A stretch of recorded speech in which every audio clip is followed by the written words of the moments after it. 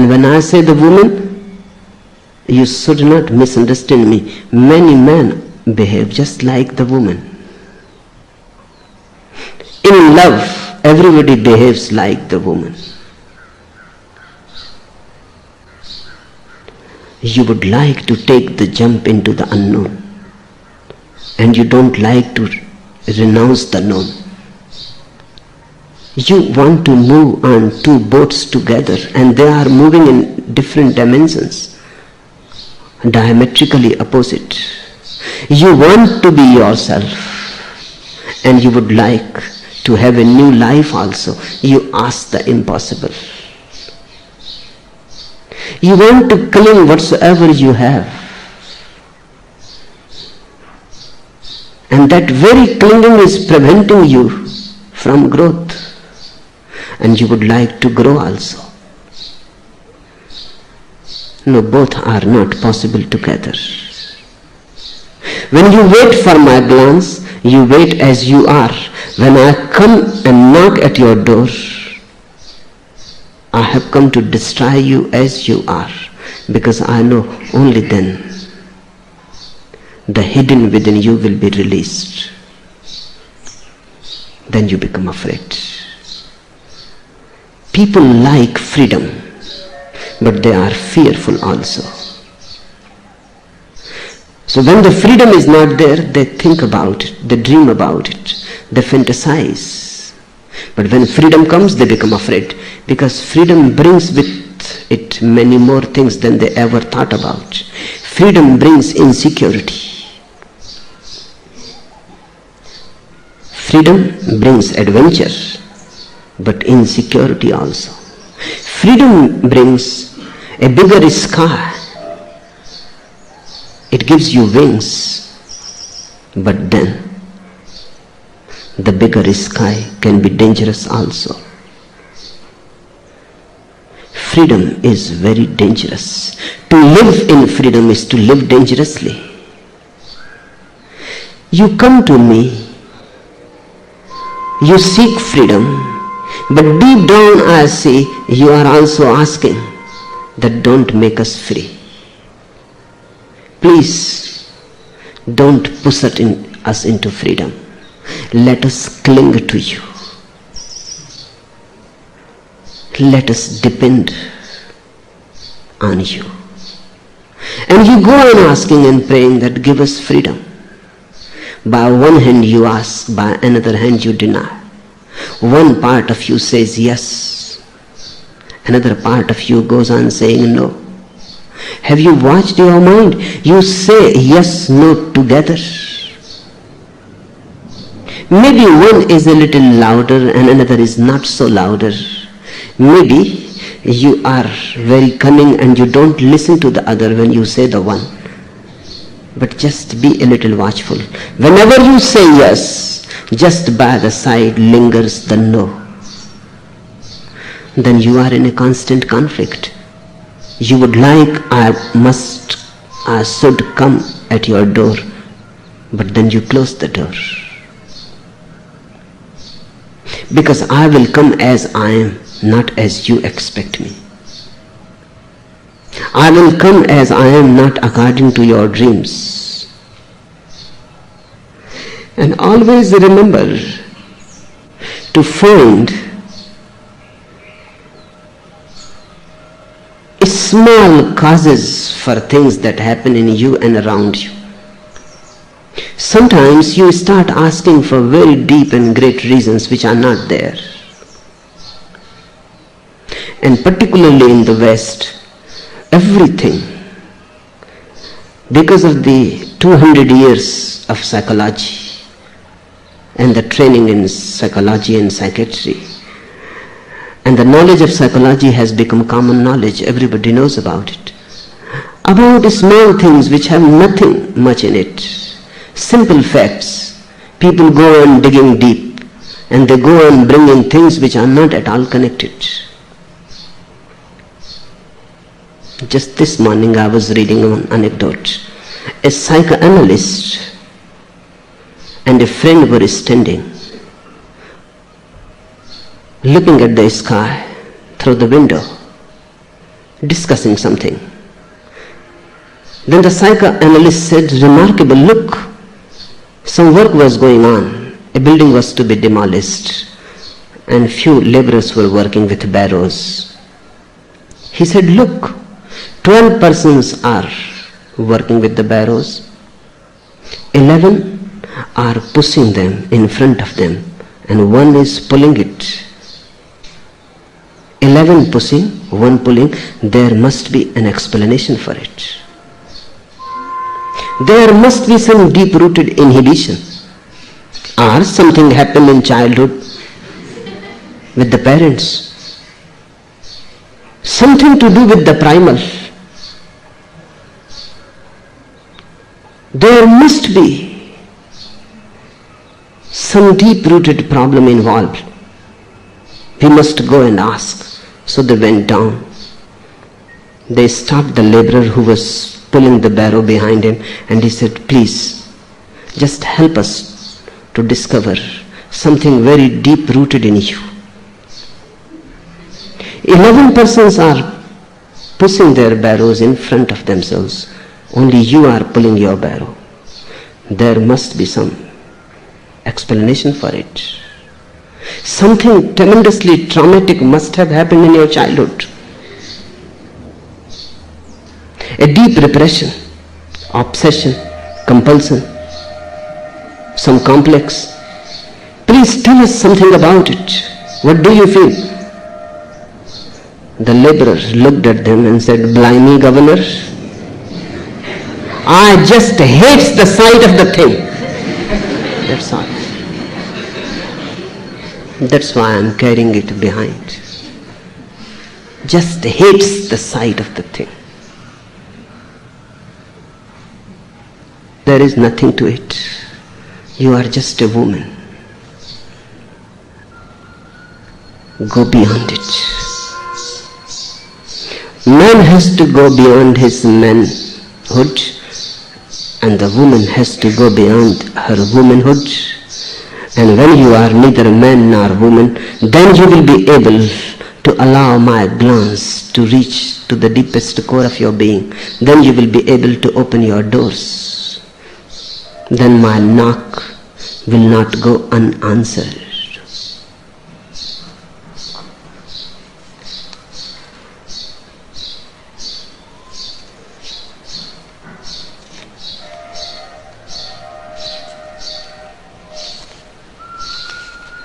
The third question, surely that which happens in the instant of death by drowning is the true explanation of Jesus' baptism at the hands of John. Was not the skill and strength of the Baptist that of taking a man to that point, and the preparation you talk of beforehand implied, so that a man be transformed by the experience rather than terrified by it? Yes, exactly so. The baptism is possible only when you are ready to die. That is the symbolic meaning. That the John the Baptist used to take his disciples to the river when they were ready to die, when they were ready to let go, when they were ready to flow with the river, when the resistance is broken, when there are no more fighting, when the whole struggle to survive has disappeared, only then he will take them to the river. They were ready to be drowned by him, to be murdered by him. There is a story I would like to tell you about a Sufi mystic, Sheikh Farid. He was going one day towards the river to take his morning bath. A seeker followed him and asked him, please, just wait for 1 minute. You look so filled with the divine, but I don't even feel a desire for it. You look so mad, and just watching you, I have come to feel that there must be something in it. and you are so happy and blissful, and I am so miserable. But even the desire to seek the divine is not there. So what to do? How to create the desire? Farid looked at the man and said, you come with me. I am going to take my morning bath. You also take the bath with me in the river. And maybe just while you are taking the bath, the answer can be given, or after the bath. We will see. You come with me. The man became a little puzzled. The Sheikh Farid looks a little mad. While taking the bath, how he is going to answer it? But nobody knows the ways of the mystics, so he followed. They both went into the river, and when the man was taking a dip, Farid jumped over him, pressed him down in the river. The man started feeling restless. What type of answer is this? First he thought he is joking, but then it became dangerous. He was not going to leave him. He struggled hard. Farid was a very heavy, strong man, and that seeker was a very thin, as seekers are. But when your life is at stake, even that thin-looking man threw Farid away, jumped over him and said, are you a murderer? What are you doing? And I am a poor man, I have come just to ask how the desire can arise in one's heart for the divine to seek. And you were just going to kill me. Farid said, wait, few questions first. When I was pressing you down in the river and you were suffocating, how many thoughts were in your mind? The man said, how many? Just only one thought, that how to get back into the air.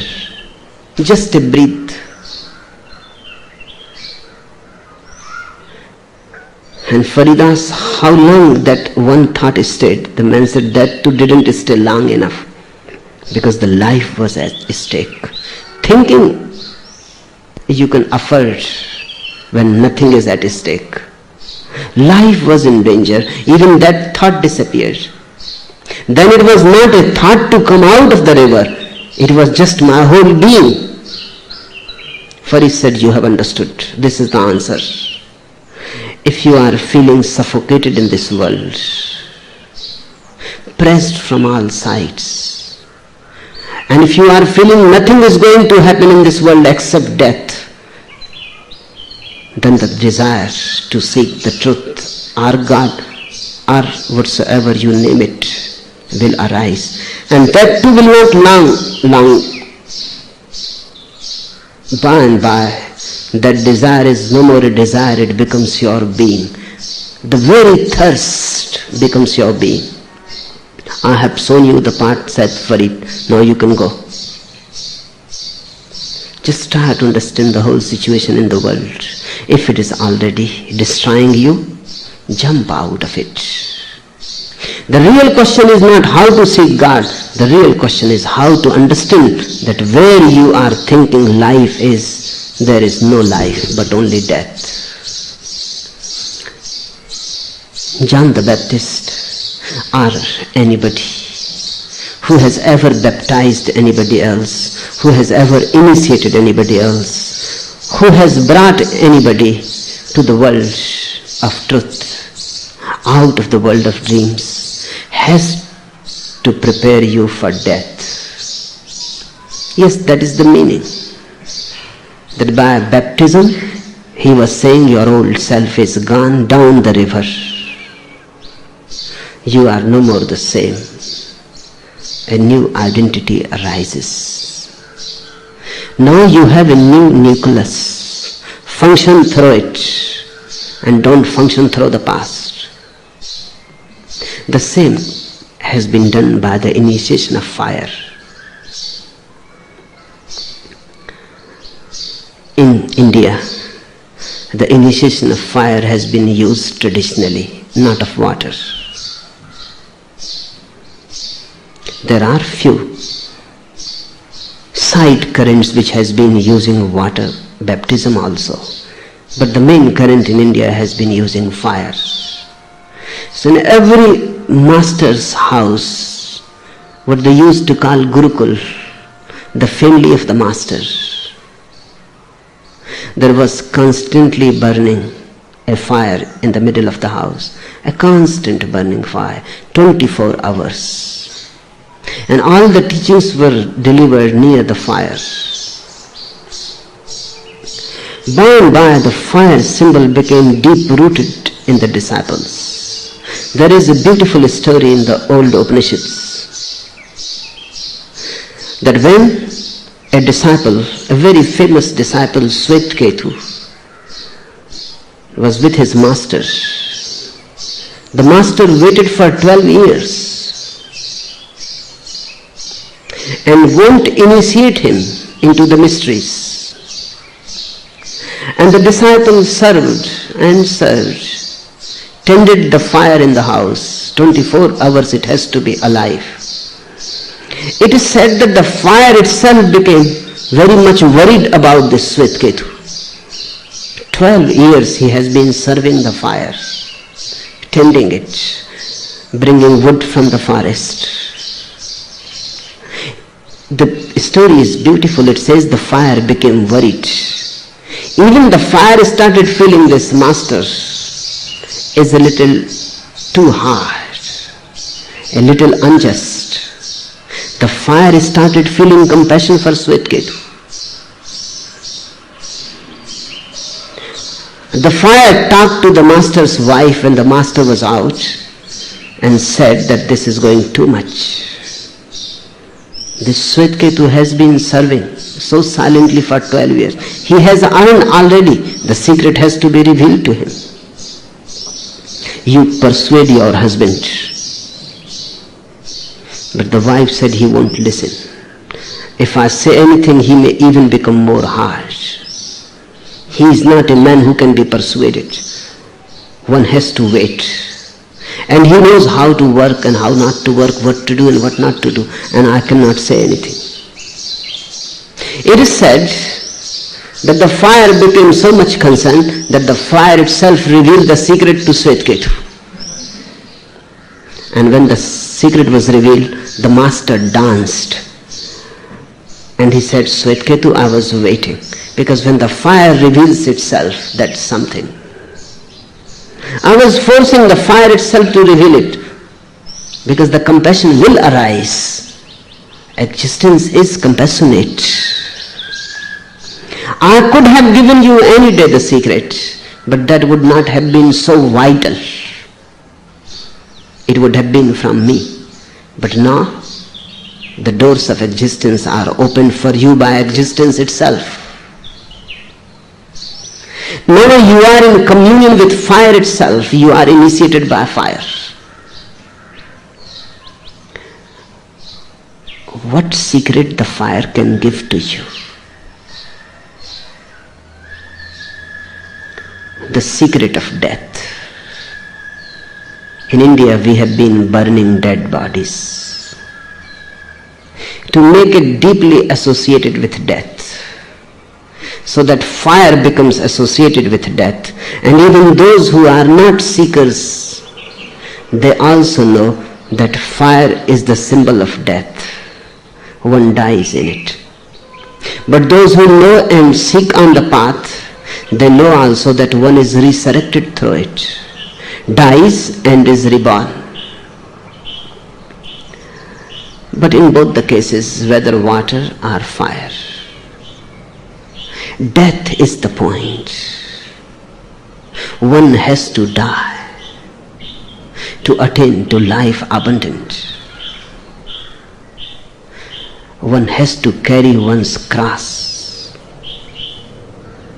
Nobody else can initiate you, only death. Death is the master, or the master is death. If you are ready to die, then nobody can prevent you from being reborn. But this death should not be suicidal. Many people commit suicide. They are not resurrected. A suicidal death is not a death in understanding. A suicidal death is death in misunderstanding. You die confused in agony. You die obsessed with the world. You die attached to the world. You die as a complaint. Watch people who think of committing suicide. They are not against life. In fact, on the contrary, they are so much attached to life that the life cannot fulfill them. They take revenge, they complain, they murder, kill themselves just to lodge a complaint against the whole existence that it was not a fulfillment.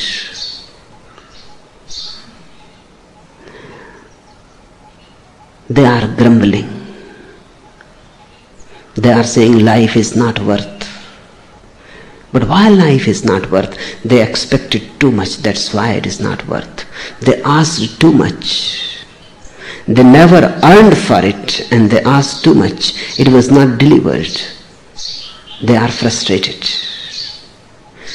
One who is ready to die without frustration, seeing the truth of life, seeing the truth that life is just a dream. It cannot fulfill anything. It cannot frustrate also. Fulfillment, frustration, both are parts of the illusion that life is real. One who sees that life is unreal, just like a dream, becomes detached. There comes a renunciation. In the Upanishads, there is one very vital saying. Ten takten bhunjitha. Those who have indulged in life have always renounced. It is very revolutionary. The implication is tremendous. It says those who have indulged in life are bound to renounce because they have seen the truth that life is false. They have looked into it and found nothing. Not that they are frustrated, because if you are frustrated, that shows only you were still expecting something. Frustration shows deep expectation. One who has become aware that life can only promise but can never deliver, it is a dream. They are neither frustrated nor fulfilled in life. Then comes renunciation. Renunciation is not leaving the life. Renunciation is seeing the life as it is. Then one is ready to die, because in life there is nothing. That readiness to death is the point John the Baptist was driving people towards. And when they were ready, he will bring them to the river Jordan and do the ritual, the final touch. And with the water flowing from the head down the river, the ego, the old personality is gone. Pure essence bathed in a new sense of being, with a new mystery of being alive, with a new sense of existence is born.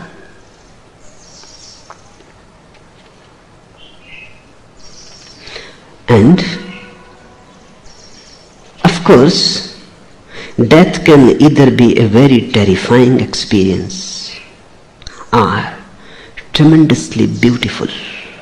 It depends on the attitude. If you feel terrified in death, then you will die, but you will not be resurrected. If death becomes a beautiful experience, then you are dying and at the same time resurrecting. Ordinarily, death is terror. That's why you are so much afraid to die. And in life, nothing beautiful happens until you die. But you are terrified. A master has to persuade you by and by about the beauty of death. He has to sing the glories of death. He has by and by convince you and create a trust in death so that you can let go. Once you let go, nothing dies, only the ego. You remain forever and ever. You are eternity. You cannot die. So the fear is absolutely futile and unbased, but the ego has to die. The ego is a created phenomenon. It was not when you were born. Society created it. Society has given you the ego, and that ego can be taken by the society, and that ego is absolutely going to be taken by death. You will go as you had come. Empty-handed you come, empty-handed you go. The ego is just an illusion in between. That ego is afraid of death.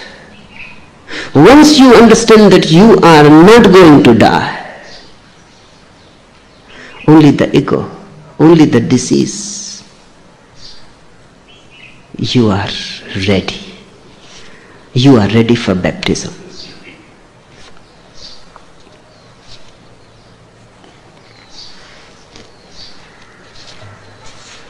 The fourth question, you say that seriousness is a disease. Whenever I remember myself, I feel serious. So what should I do? Don't get serious about it. Let it be so and laugh. If you can laugh at yourself, everything is okay. People laugh at others, but never laugh at themselves. It has to be learned. If you can laugh at yourself, seriousness is already gone. It cannot make its abode within you if you are capable to laugh at yourself. In Zen monasteries, every monk has to laugh. The first thing in the morning to do is to laugh. The very first thing. The moment the monk becomes aware that he is no more asleep, he has to jump out of the bed, stand in a posture like a buffoon, like a circus joker, and start laughing. Laughing on himself. That there cannot be any better beginning of the day. Laughing at oneself kills the ego. And you are more transparent, more light to move in the world. And if you have laughed at yourself, then others' laughter at you won't disturb you. In fact, they are simply cooperating. They are doing the same that you were doing. You will feel happy. To laugh at others is egoistic. To laugh at oneself is very humble. Learn to laugh at yourself about your seriousness and things like that. But you can get serious about seriousness. Then instead of one, you have created two diseases. And then you can get seriousness about that also. And you can go on. And there is no end to it. It can go ad nauseum. So take hold of it. From the very beginning, the moment you feel you are serious, laugh about it and see where it is. Laugh, give a good laugh, close the eyes and look where it is. You will not find it. It exists only in a being who cannot laugh. And more unfortunate situation cannot be conceived. More poorer a being cannot be conceived than the man who cannot laugh at himself. Start the morning by laughing at yourself. And whenever in the day you can find a moment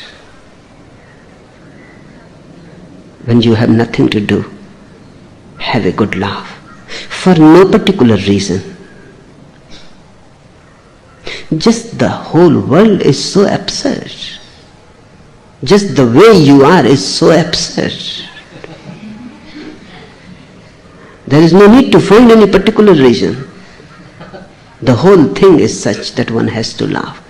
And let the laughter be a belly laughter, not a heady thing. One can laugh from the head, then it is dead. From the head, everything is dead. Head is absolutely mechanical. You can laugh from the head, then your head will create the laughter, but it will not go deep in the belly to the hara. It will not go to your toes. It will not go to your whole body. A real laughter has to be just as a small child laughs. Look, his belly shaking, the whole body throbbing with it, and he wants to roll on the floor, because it is a question of totality. He laughs so much that he starts crying. He laughs so deeply that the laughter goes and hits tears. Tears come out of it. A laughter should be deep and total. This is the medicine that I prescribe for seriousness. You would like me to give you some serious medicine that won't help. You have to be a little foolish.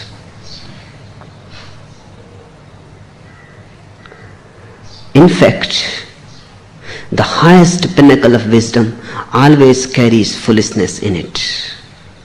The greatest wise men of the world were also greatest fools. It will be hard to understand, because you cannot think how they can be fools, because your mind always divides. A wise man can never be a fool, and a fool can never be a wise man. Both attitudes are wrong. There have been great fools who were very wise. In the old days, in every king's court, there was a great fool, the court fool. He was a balancing force, because too much wisdom can be foolish. Too much of anything can be foolish. Somebody is needed who can bring things to the earth back. A fool was needed in king's courts who will help to laugh. Otherwise, wise people tend to become serious, and seriousness is illness. And out of seriousness, you lose proportion, you lose perspective. Every king's court had a fool, a great fool, who will say things and do things and bring things back to the earth. I have heard that one emperor had a fool. The emperor was one day looking in the mirror. The fool came, jumped, and hit him with his feet in the back. The emperor fell on the mirror. He was, of course, very much angry. And he said, unless you can give some reason for your foolish act, which is more criminal than the act itself, you will be sentenced to death. The fool said, my lord, I never thought that you are here. I thought the queen is standing.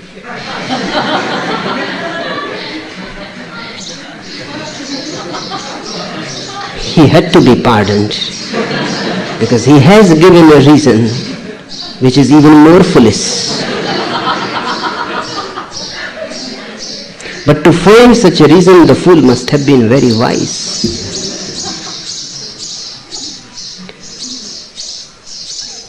And every great wise man, Lao Tzu, Jesus, they have a certain quality of sublime foolishness.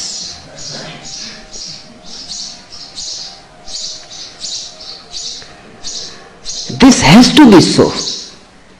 Because a wise man, only wise, will be a man without salt. He will taste awful. He has to be a little foolish also, then things are balanced. Look at Jesus riding on a donkey and saying to people that I am the Son of God. Look. Must have been both. People must have laughed. That what are you saying? Saying such things and behaving in such a way. But I know that's how the perfect wisdom appears. Lao Tzu says that everybody is wise except me. I look to be foolish. Everybody's mind is clear, only my mind seems to be murky and muddled. Everybody knows what to do and what not to do, only I am confused. What he means, he is saying that in me, wisdom and foolishness meet together. And when wisdom and foolishness meet together, there is a transcendence. So don't be serious about seriousness. Laugh about it. Be a little foolish. And don't condemn foolishness. It has its own beauties. If you can be both, you will have a quality of transcendence within you. The world has become more and more serious. Hence so much cancer, so much heart disease, so much blood pressure, so much madness. The world has been forced towards one extreme too much. Be a little foolish also. Laugh a little. Be like a child. Enjoy a little. Don't carry the serious face everywhere. And suddenly you will find a deeper health arising in you. Deeper sources of your health become available. Have you ever heard about any fool who went mad? Never it has happened. I have always been searching that is there any report of any foolish man who went mad? I have not come across. Of course, a fool cannot go mad, because to be mad, you need to be very serious. Then I have been searching that are fools in any way prone to be more healthy than the so-called wise? And it is so. Fools are more healthy than so-called wise. They live in the moment. And they know that they are fools, so they are not worried what others think about them. That worry becomes a canceric phenomenon in the mind and body. They live long. And they have the last of the laughter.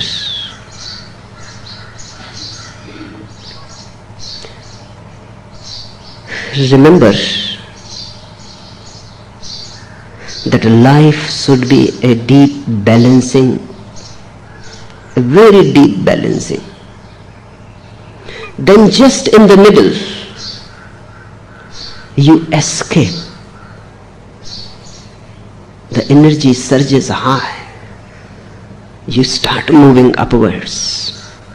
And this should be so about all opposites. Don't be a man and don't be a woman. Be both so that you can be neither. Don't be wise, don't be fool. Be both so you can go beyond.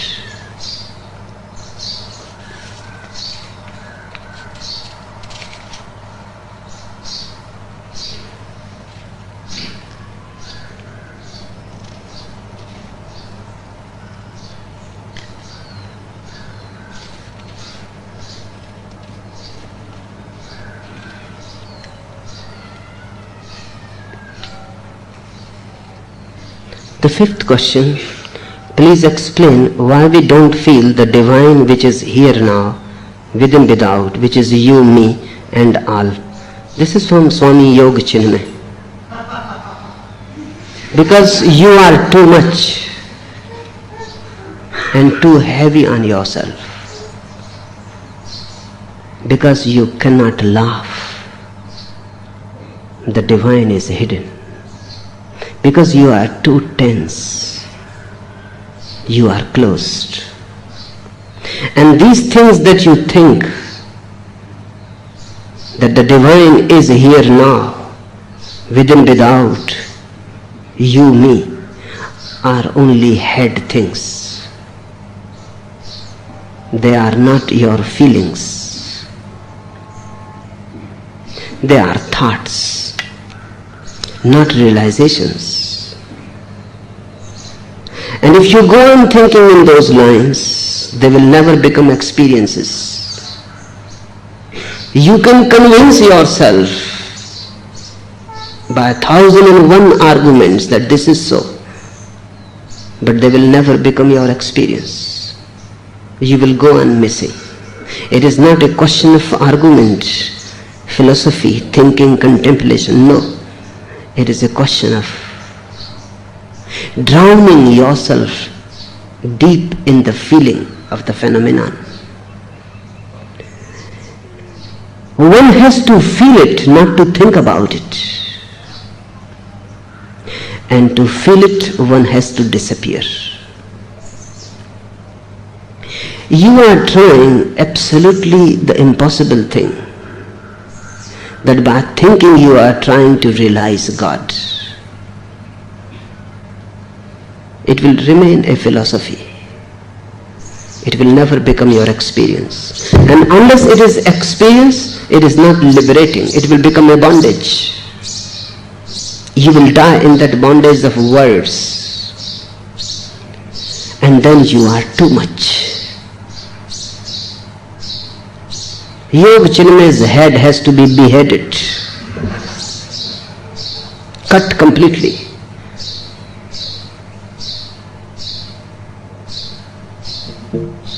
Too much in the head and too much of yourself. The God is not more important. You are more important. You want to know God. God is not the emphasis. You are the emphasis. You want to achieve God. Not that God is important. You are important. How you can live without achieving God. The God has to be purchased. But the emphasis is on you. That's why you go on missing. Drop the you. Then there is no need to worry about God. He comes by himself. Once you are not, he comes. Once you are absent, his presence is felt. Once you are empty, he is rushing towards you. Drop all the philosophies and all that you have learned and all that you have borrowed and all that has become heavy on the head. Drop it. Be clean of it. It is all rot. Once you are clean, in that cleanliness, you start feeling something arising. In that innocence, virginity, God is always available.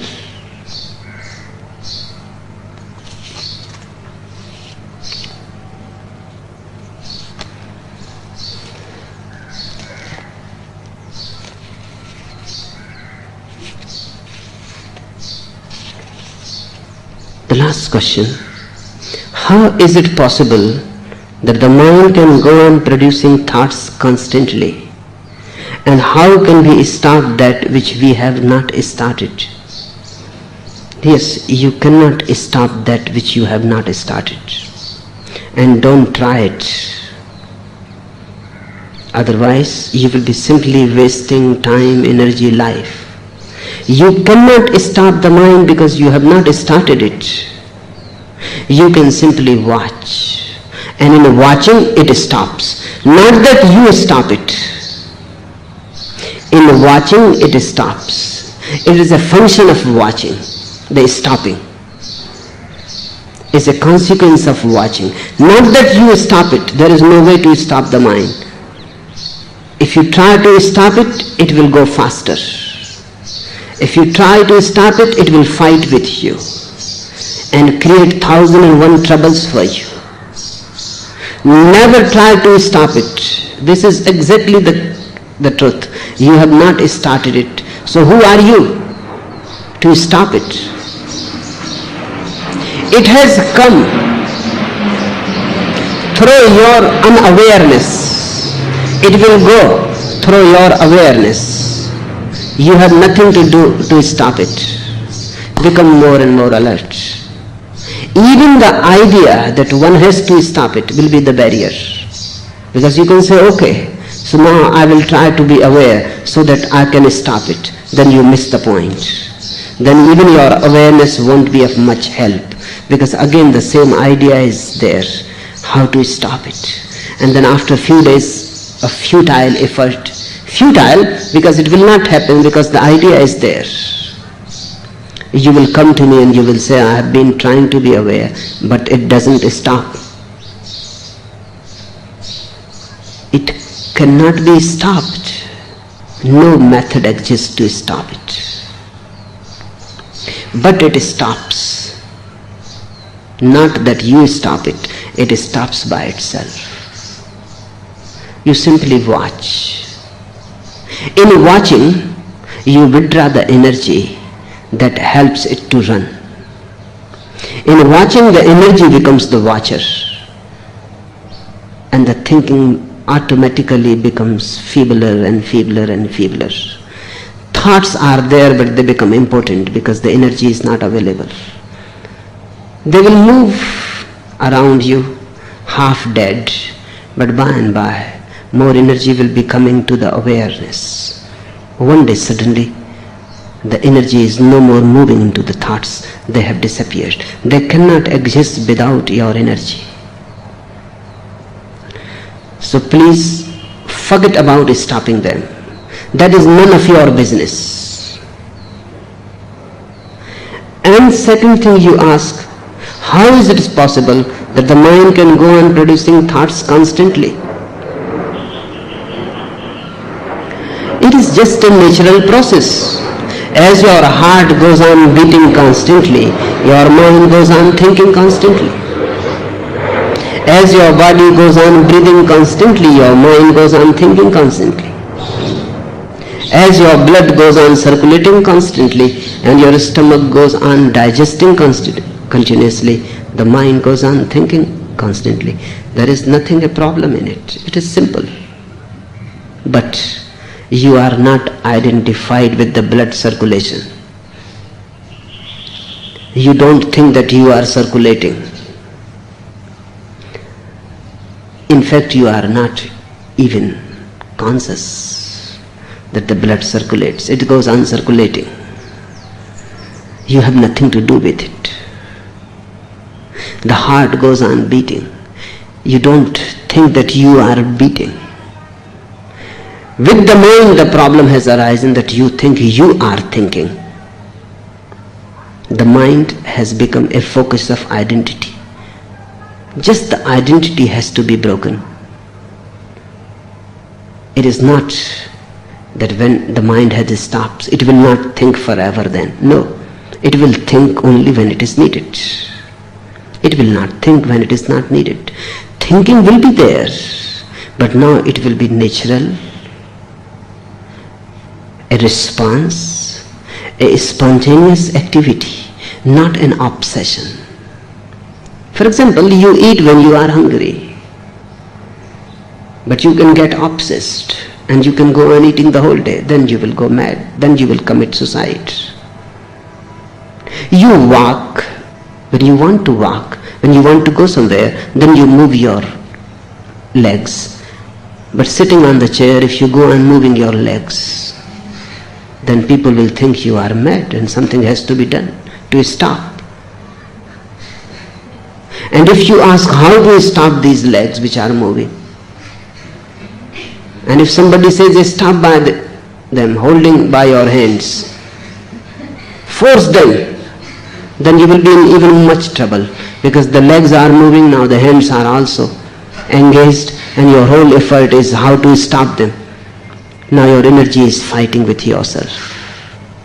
With the mind you have got identified, that's all. And that too is natural, because mind is so close to you. And you have to use the mind so much. One is constantly sitting there, as if a driver has been driving the car for years and never had been out of the car and has forgotten that he can go out, that he is a driver. He has forgotten completely. He thinks himself that he is a car. He cannot go out, because who is there to go out? He has forgotten how to open the door. The door is completely blocked without being used for years. It has gathered rust. It cannot open easily.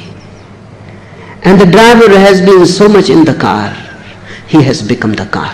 That's all. A misunderstanding has arisen.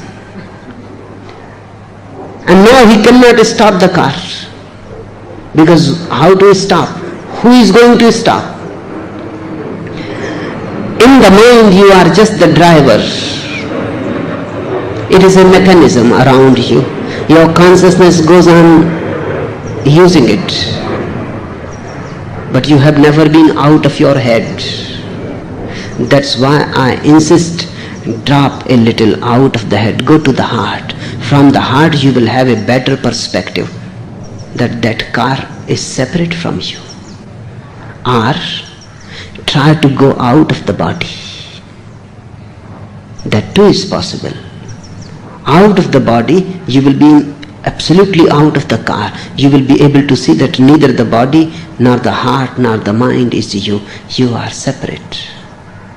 Right now, you continue to remember only one thing, that you are separate. From everything that surrounds you, you are separate. The knower is not the known. Go on, feeling it more and more. So it becomes a substantial crystallization in you that the knower is not the known. You know the thought. You see the thought. How can you be the thought? You know the mind. How can you be the mind? Just drop away. A little distance is needed. One day, when you are really distant, thinking stops. When the driver is out, the car stops. Because there is nobody to drive it now. Then you will have a good laugh, seeing that it has been just a misunderstanding. Now, whenever you need it, think.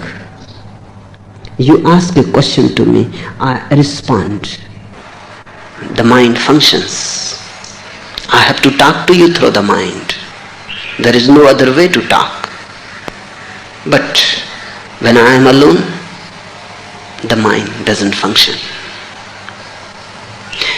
The mind has not lost the capacity to function. In fact, it has gained more capacity to function, and to function rightly.